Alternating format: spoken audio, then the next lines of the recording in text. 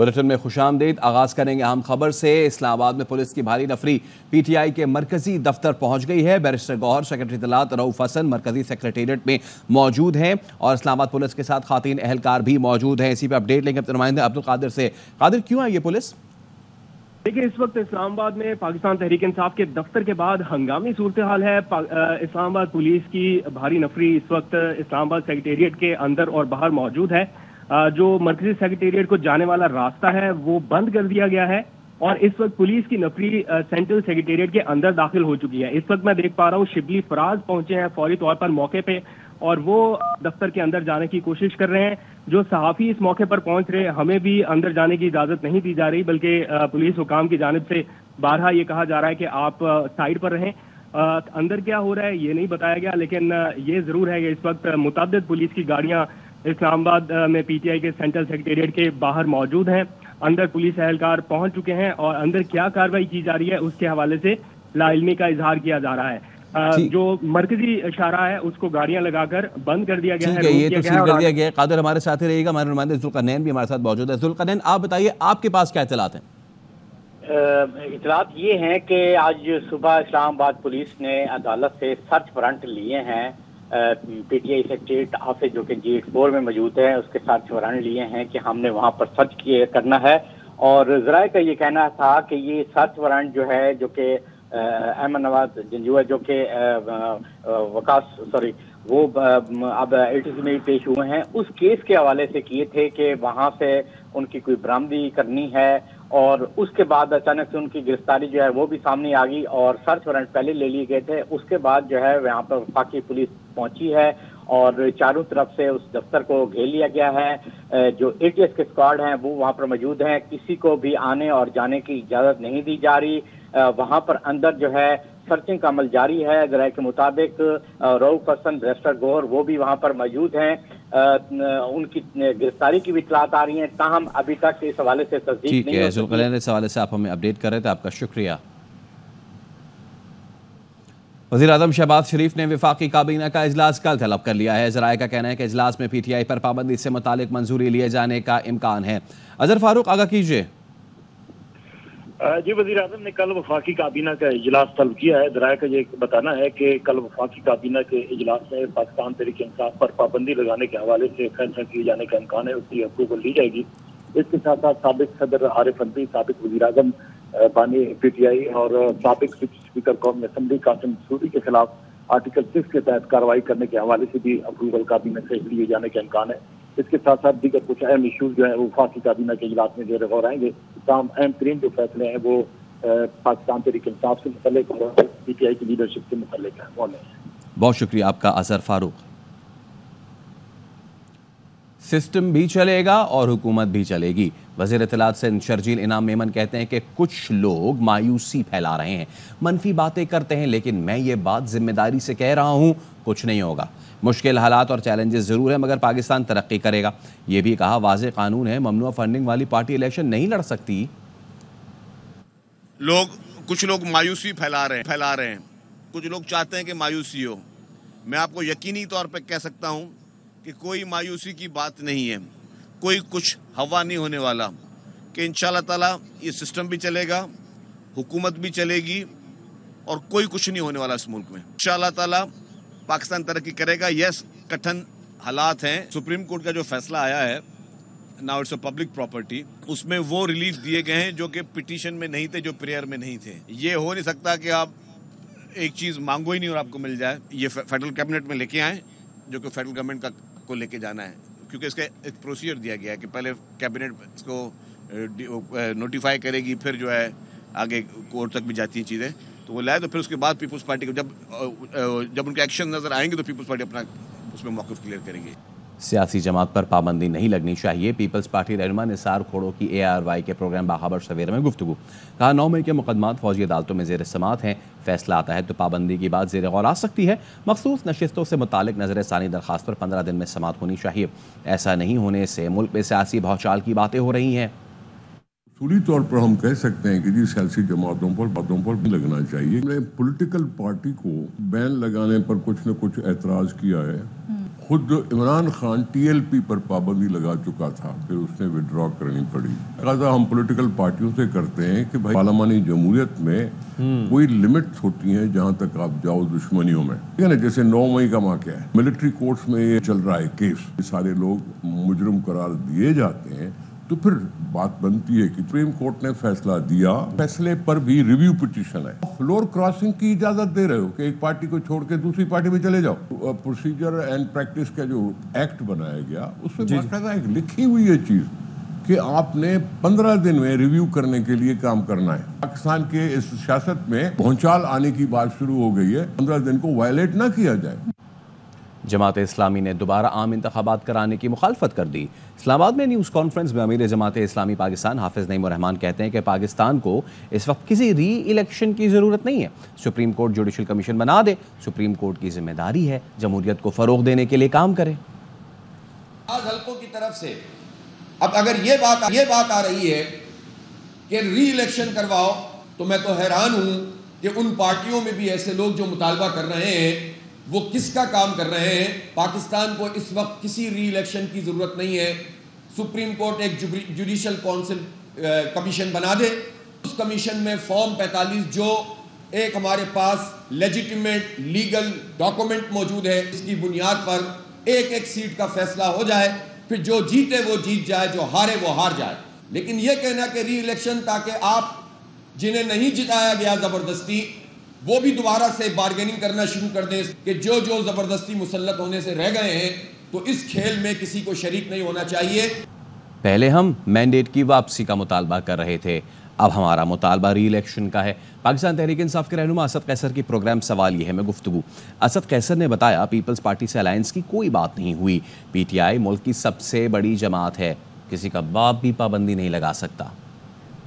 बात है कि हम अपनी मैंडेट की वापसी का डिमांड करते थे, अब हम री इलेक्शन की मुतालबा कर रहे हैं। पीपल्स पार्टी से बात करने की कोई गुंजाइश मौजूद है, ये आपसे मंसूब स्टेटमेंट थी? कोई इस किस्म की हमारे साथ जो है ना राबिता किया गया है, नहीं कि कोई स्टेटमेंट दिया है, तब कोई सारा चीज जो डिसइंफॉर्मेशन बहुत फैलाई जा रही है। इन्होंने जो बात की है कि हम PTI के ऊपर जो है ना बैन लगाएंगे, भाई तुम्हारा बाप ही नहीं लगा सकता क्यों? एक सूबे में उसकी हुकूमत है, सबसे बड़ी अपोजिशन पार्टी है, तो इसका मतलब तुम मुल्क में क्या चाहते हो? ये मुल्क जो है ना आप सरजमीन आईन बनाना चाहते हो।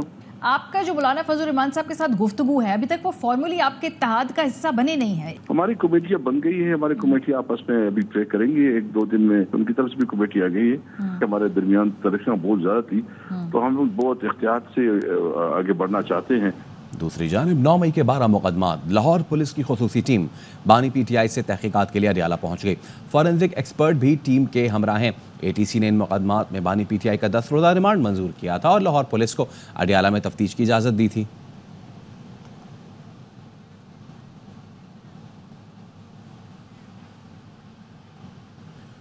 PTI के कोऑर्डिनेटर अहमद जंजुआ को इस्लामाबाद की इंसदादे दहशतगर्दी की अदालत में पेश कर दिया गया।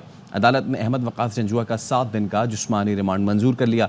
तफ्तीशी अफसर ने बताया गिरफ्तारी के वक्त मुलजिम से धमाका खेज मवाद बरामद हुआ। मुलजिम का ताल्लुक कलअदम तंजीमों से है। PTI कोऑर्डिनेटर अहमद जंजुआ से मुतालिक केस हाई कोर्ट में भी ज़ेरे समात है।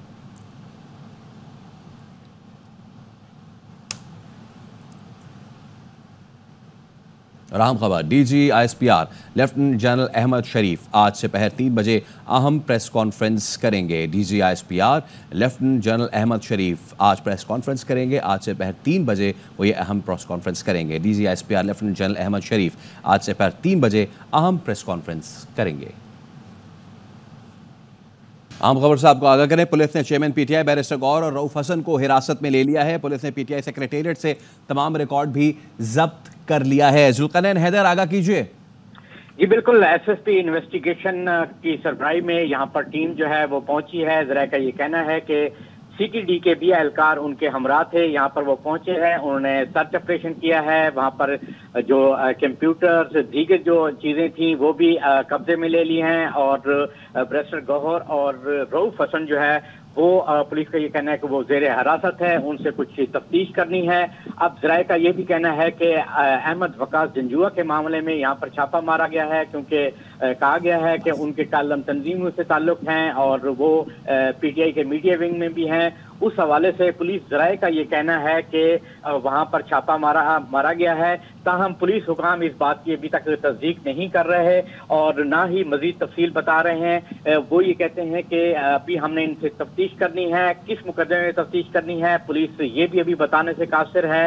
और वो ये कह रहे हैं कि अभी हम मामला देख रहे हैं, फिर हम तफसील जो है मीडिया को आगाह करेंगे। बहरहाल पुलिस जराये के मुताबिक जो है दोनों जेर हिरासत है, उनको तफ्तीश के लिए हिरासत में लिया गया है। वहां से जो रिकॉर्ड है वो कब्जे में लिया गया है और वहां पर यह भी पता चलूं कि जो कंप्यूटर थे और दीगर अशिया थी, वहां कुछ दस्तावेजात मौजूद थे, वो भी वहां पर कब्जे में लिए गए हैं। और उससे पहले जो है वो चारों तरफ से इस पीटीआई सेक्रेटरीट को घेरे में लिया गया है और किसी को भी ना तो बाहर जाने की इजाजत थी, ना ही अंदर जाने की इजाजत थी, ना ही मीडिया को वहां पर जाने की एक्सेस दी जा रही है। बहुत शुक्रिया आपका जुल्करनैन हैदर। तहरीक इंसाफ की इस्लामाबाद में जलसे की इजाज़त न देने के खिलाफ दरखास्त, हाई कोर्ट ने चीफ कमिश्नर और पीटीआई को दोबारा मुलाकात की हिदायत करते हुए दरखास्त निपटा दी। चीफ जस्टिस ने रिमार्क्स दिए, चीफ कमिश्नर को हमने सिर्फ चाय पिलाने के लिए मुलाकात का नहीं कहा था, फरीक़ैन बैठे और मामला तय करें। एडवोकेट जनरल बोले जलसा चहलम के बाद रख लें, जिस पर चीफ जस्टिस ने इफ्तिसार किया, क्या 14 अगस्त नहीं मना रहे? लॉ एंड ऑर्डर है लेकिन बैलेंस रखें, मुल्क में दीगर सरगर्मियां भी तो चल रही हैं। चहलम के बाद आप कहेंगे बारिशें हो गई, सर्दी बहुत हो गई, ये तो फिर ना ख़त्म होने वाला सिलसिला है। ऐसा ना करें, सियासी जलसा इनका हक़ है, इस केस में हुक्मनामा जारी करेंगे। इजाज़त वापस लेने से पहले इनको तो बुला लेते। एडवोकेट जनरल ने बताया हमने बुलाया था, इनमें से कोई नहीं आया। वकील शुएब शाहीन बोले इन्होंने नहीं बुलाया बल्कि कंटेनर उठा लिए, 10 लाख रुपए लेकर वापस किए।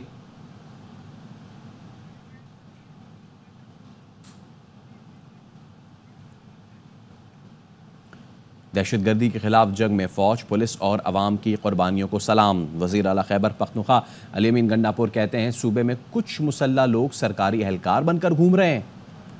हुकूमत को तमाम IPPs प्लान्स का ऑडिटर्स के जरिए एहतसाबी ऑडिट करना चाहिए। साबिक़ वफाकी वज़ीर गौहर एजाज कहते हैं मुल्क में मुनसिफाना और मौसर तवानाई को यकीनी बनाने के लिए इक़दामात इंतहाई अहम है। तवानाई के शोबे में इस्लाहात के लिए एक पावर एक्सचेंज कायम करें। पावर एक्सचेंज के जरिए वाहिद ख़रीदार का मामला ख़त्म किया जाए। पावर परचेज एग्रीमेंट में तरमीम करें ताकि IPPs और जिनको उससे सिर्फ ख़रीदी गई बिजली की अदायगी हो, हुकूमत के प्लान्स और तकसीमकार कंपनियों डेस्कोस की निजकारी की जाए। घरेलू तिजारती सनती नुमाइंदों को नेपरा अथॉरिटी में सूबों की नुमाइंदगी की तर्ज पर नशिस्तें दें।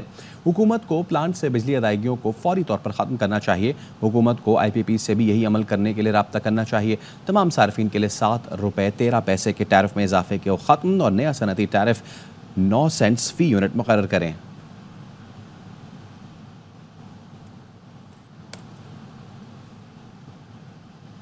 हमने जर्मन हुकूमत से वाक़े पर शदीद एहतजाज किया है। तर्जुमान दफ्तर ख़ारजा मुमताज़ ज़हरा बलोच का कहना है कि पाकिस्तान ने शरपसंदों को गिरफ्तार करके सज़ा देने और सिक्योरिटी में कोताही के ज़िम्मेदारान के खिलाफ कार्रवाई का मुतालबा किया है।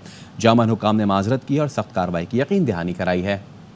हमने एक बहुत शदीद एहतजाज किया है जर्मन हुकूमत से। इंटरनेशनल लॉ के मुताबिक ये जर्मन हुकूमत की जिम्मेदारी है। सबसे पहली डिमांड हमारी यही है कि जो शरपसंद शामिल थे उन सबको आइडेंटिफाई किया जाए, उनको प्रोसिक्यूट किया जाए, पनिश किया जाए। दूसरी डिमांड हमारी ये है कि वो लोग जिन्होंने सिक्योरिटी में लैप्सेस किए हैं उनके खिलाफ भी एक्शन होना चाहिए। उस वक्त सिक्योरिटी के इंतजाम सही नहीं थे, उन्हें परमिशन मांगी होगी प्रोटेस्ट की, तो नॉर्मली आप सिक्योरिटी बढ़ा देते हैं और कंसर्न्ड एम्बेसी को इत्तला भी करते हैं। इस दफ़ा ये चीज़ नहीं हुई। उन्होंने माजरत की अपनी गवर्नमेंट की तरफ से, यकीन दहानी कराई है कि इसके खिलाफ स्ट्रिक्ट एक्शन लिया जाएगा। इन्वेस्टिगेशन शुरू कर दी है। पुलिस बताएगी ये कौन लोग थे, अफगानी थे या कोई और नेशनलिटी के लोग थे।